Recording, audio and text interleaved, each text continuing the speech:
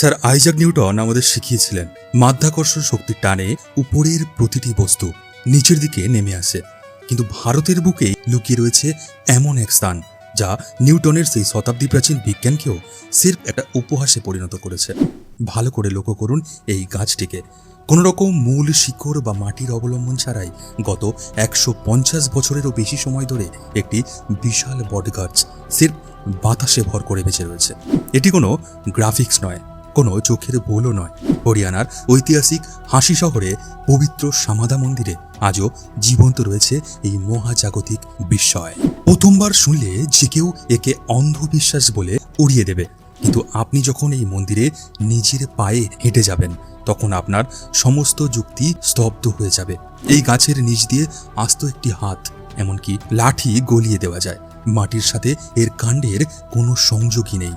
বিজ্ঞানীরা যখন এই অলৌকিক ঘটনা পরীক্ষা করতে আসেন তখন তারা ধারণা করেছিলেন এটি হয়তো এরিয়াল রুটস বা বায়বীয় ঝুড়ির কোনো ভারসাম্য, কিন্তু তাদের সেই ধারণাও ভুল প্রমাণিত হয় যখন দেখা যায় এই গাছের একটি ঝুড়িও মাটির গভীরে প্রবেশ করেনি এবং গাছটিকে ধরে রাখার জন্য বাইরে থেকে কোনো কৃত্রিম বা মেটালিক সাপোর্টও দেওয়া হয়নি।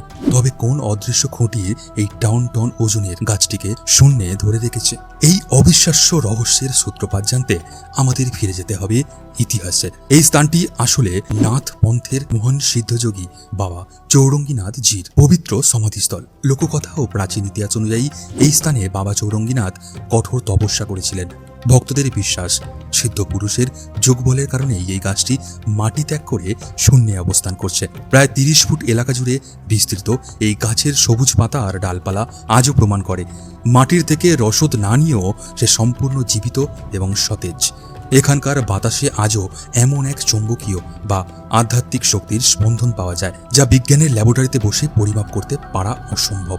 যুক্তিবাদীরা একে প্রকৃতির বিবর্তন বলে, আর ভক্তরা বলে এটি মহাদেবের চরণে সমর্পিত এক অলৌকিক যোগসিদ্ধি, যেখানে মানুষের তৈরি বড় বড় ইমারত সামান্য ভূমিকম্পে ভেঙে পড়ে। সেখানে কোনো বেশ বা ভিত্তি ছাড়া এই গাছটি 150 বছর ধরে ঝড় তুফান কিভাবে প্রতিরোধ করছে। বিজ্ঞান যেখানে হাত তুলে নেয় সেখান থেকে শুরু হয় আমাদের এই ভারতের সনাতন আধ্যাত্মিক রহস্য।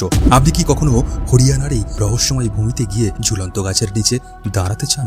কমেন্টে আপনার বৈজ্ঞানিক বা আধ্যাত্মিক যুক্তিটি জানাতে পারেন এবং ভক্তিভরে একবার অবশ্যই লিখতে পারেন হর হর মহাদেব। দেখা হচ্ছে ঠিক পরের ভিডিওতে। সত্যের জয় হোক।